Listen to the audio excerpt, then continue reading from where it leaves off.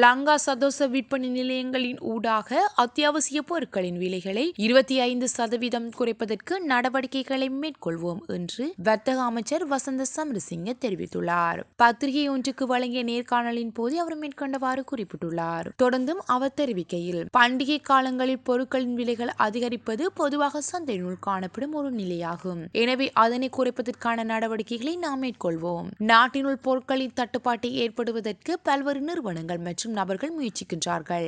நாட்டினுள் பொருட்களின் தட்டுப்பாட்டை ஏற்படுத்துவதற்கு பல்வேறு நிறுவனங்கள் மற்றும் நபர்கள் முயற்சிக்கின்றார்கள். நாம் பேச்சுவார்த்தைகள் மூலம் அவற்றை தீர்த்துக் கொள்வதற்கு முயற்சிப்போம். மக்களுக்கு அசௌகரியங்கள் ஏற்படாதவாறு, சந்தையினுள் பொருட்களுக்கு தட்டுப்பாடு ஏற்படாதவாறு இருப்பதற்கு நாம் நடவடிக்கை மேற்கொள்வோம். தேவையான நடவடிக்கைகளை எடுப்பதற்கு அரசு நிறுவனங்கள் ஊடாக தலையிடுவதற்கு நாம் அரசாங்கம் என்ற வகையில் நடவடிக்கைகளை மேற்கொள்வோம். குறிப்பாக சதோசம் மூலம் அத்தியாவசிய பொருட்களின் விலைகளை 25% குறைப்பதற்கு நடவடிக்கை மேற்கொள்வோம். பண்டிகை காலங்களில் தேவையான நடவடிக்கைகளை மேற்கொள்ள அரசு நடவடிக்கை எடுத்து வருகின்றமையும் அவர் சுட்டிக்காட்டியுள்ளார். இலங்கையில் உள்ளூராட்சி சபை தேர்தலை எதிர்வரும் 2025 ஆண்டுக்கு மார்ச் மாத இறுதியில் அல்லது ஏப்ரல் மாத வாரத்தில் முதல் நடத்துவதற்கு தேர்தல்கள் ஆணைக்குழு திட்டமிட்டுள்ளது என தெரிய வருகின்றது.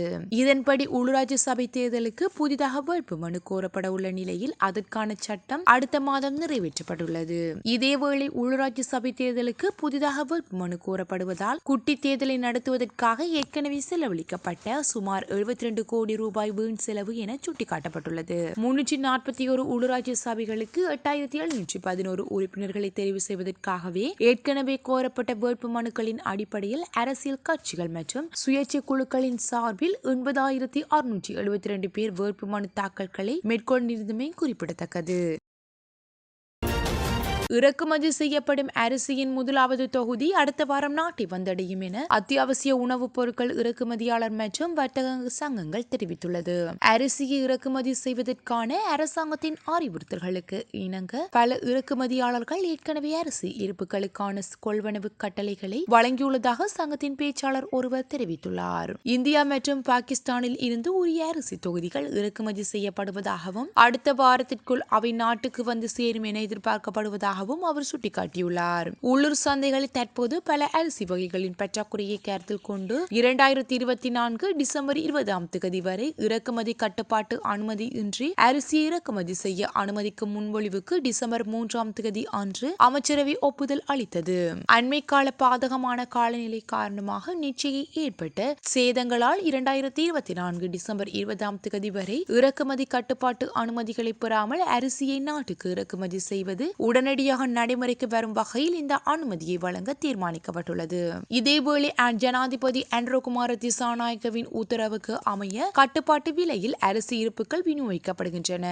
நேற்று காலை முதல் அரிசி ஆலை உரிமையாளர்கள் இந்த ஒழுங்குமுறை விலையில் சந்தைக்கு அரிசியை விநியோகம் செய்து வருவதாக வர்த்தகர்கள் தெரிவிக்கின்றனர். ஜனாதிபதி அன்ரோகுமார திசாநாயக்க தனது இந்திய விஜயத்தின் போது இந்திய பிரதமர் நரேந்திர மோடியுடன் தமது புதிய அரசாங்கத்தின் கொள்கைகளை பகிர்ந்து கொள்ள உள்ளார். அதன் பின்னர் அடுத்த மாதம் ஆரம்பத்தில் அவர் சீனாவுக்கான உத்தியோகபூர்வ விஜயத்தை மேற்கொள்ள உள்ளார். இதன் போது முதலீடுகளை ஈர்த்தல், இடைநிறுத்தப்பட்ட திட்டங்கள் மற்றும் கடன் மறுசீரமைப்பு என்பவற்றில் கவனம் செலுத்தப்படும் என்றும் தெரிவிக்கப்பட்டுள்ளது. இந்நிலையில் புதுடெல்லியில் 2 நாடுகளுக்கும் இடையே கையெழுத்திடப்படும் என எதிர்பார்க்கப்படும் புரிந்துணர்வு ஒப்பந்தங்கள் குறித்து இந்திய அதிகாரிகளுடன் கலந்துரையாடல் நடந்து வருவதாக வெளியுறவு அமைச்சர் விஜித ஹேரத் தெரிவித்துள்ளார். குறிப்பாக மின்சாரத்துறையில் இந்திய முதலீட்டு திட்டங்கள் தொடர்பில் கவனம் செலுத்தப்பட்டுள்ளதாக குறிப்பிடப்பட்டுள்ளது. ஜனாதிபதியின் இந்திய விஜயம் டிசம்பர் 16 திங்கட்கிழமை திட்டமிடப்பட்டுள்ளது. ஜனாதிபதியுடன் செல்ல உள்ள தூதுக்குழுவை அரசாங்கம் தற்போது தயார் செய்து கொண்டிருக்கின்றது.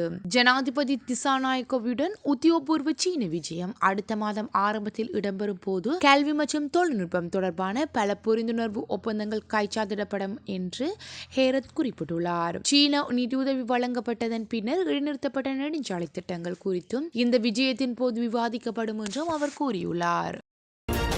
நாட்டில் வாகன இறக்குமதி தொடர்பில் மாஃபியா குழு ஒன்று செயற்படுவதாக தான் மேற்கொண்ட ஆய்வில் தெரிய வந்துள்ளதாக பேராதனை பல்கலைக்கழகத்தின் பொருளாதார புள்ளிவிவரவியல் திணைக்களத்தின் சிரேஷ்ட பேராசிரியர் வசந்த அத்துக்கொரல்ல தெரிவித்துள்ளார். பிரபல கார் இறக்குமதியாளர்கள் அடுத்த ஆண்டு முதல் கார்களை இறக்குமதி செய்ய அரசாங்கம் அனுமதித்துள்ளதாக கூறி கார்களின் விலைகளை காட்டும் விளம்பரங்களையும் காட்சிப்படுத்துவதாகவும் அவர் கூறியுள்ளார். தற்போது நாட்டில் உள்ள வாகனங்களை குறைந்த விலையில் கொள்வனவு செய்யும் தந்திரமாக இந்த பிரச்சாரம் முன்னெடுக்கப்படுகின்றது.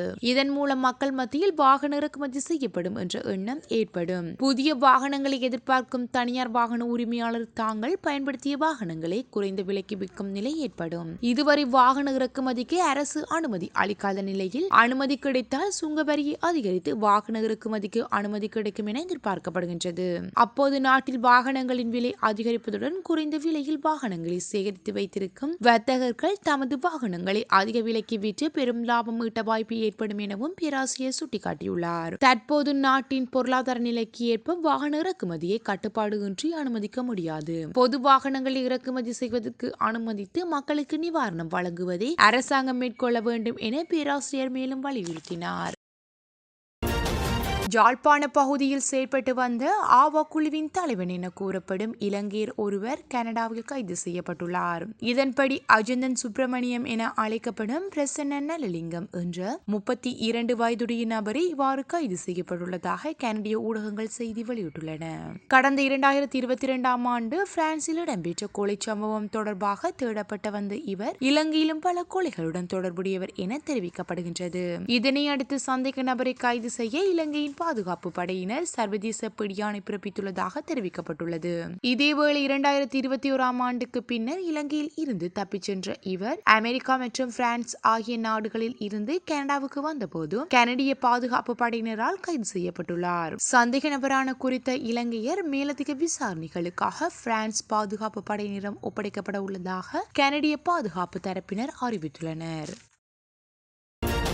தேசிய இன பிரச்சினை விடயத்தை விரிவாக தீர்த்து வைப்பதற்குரிய நடவடிக்கைகளை மேற்கொள்ளுமாறு இலங்கை தமிழரசு கட்சியின் நாடாளுமன்ற உறுப்பினர்கள் 8 பேரும் ஜனாதிபதி அனுரகுமார திசாநாயக்கவிடம் கோரிக்கை ஒன்றை முன்வைத்துள்ளனர். மட்டு ஊடக மையத்தில் நேற்று இடம்பெற்ற ஊடகவியலாளர் சந்திப்பின் போது நாடாளுமன்ற உறுப்பினர் ஸ்ரீநேசன் இதனை தெரிவித்துள்ளார். இங்கு அவர் தொடர்ந்தும் கருத்துரைக்கையில் கடந்த வாரம் புதிய நாடாளுமன்றத்தின் முதலாவது அமர்வு நடைபெற்றது.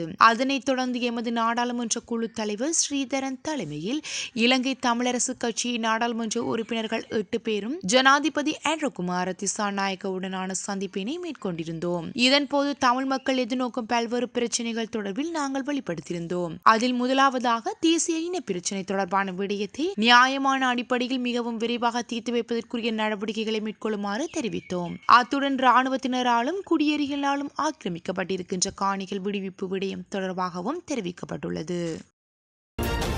ஜாலில் இருந்து கொழும்பு வரையில் குளிரூட்டப்பட்ட கடுகதி ரயில் சேவையானது எதிர்வரும் 30ஆம் திகதி வரை தொடர்ச்சியாக முன்னெடுக்கப்படும் என தெரிவிக்கப்பட்டுள்ளது. இதுவரையிலான காலமும் வெள்ளி, சனி மற்றும் ஞாயிறு ஆகிய தினங்களில் மாத்திரம் இந்த சேவையை வழங்கி வந்த கடுகதி ரயில் சேவை சுற்றுலா பயணிகளின் கோரிக்கைக்கு அமைவாக டிசம்பர் 30ஆம் திகதி வரை தனது சேவையை தொடர்ச்சியாக முன்னெடுக்க முடிவு செய்துள்ளது. இதன்படி ஒவ்வொரு நாளும் அதிகாலை 5:30 மணிக்கு கொழும்பு புறக்கோட்டை ரயில் நிலையத்தில் இருந்து பயணத்தை ஆரம்பிக்கும் குளிரூட்டப்பட்ட ரயிலானது முற்பகல் 11:15 மணிக்கு மீண்டும் காங்கேசன்துறையில் இருந்து மதியம் 12:34க்கு பயணத்தை ஆரம்பித்து இரவு 7:20க்கு கொழும்பு புறக்கோட்டை ரயில் நிலையத்தை வந்தடைந்து தனது பயணத்தை நிறைவு செய்கின்றது.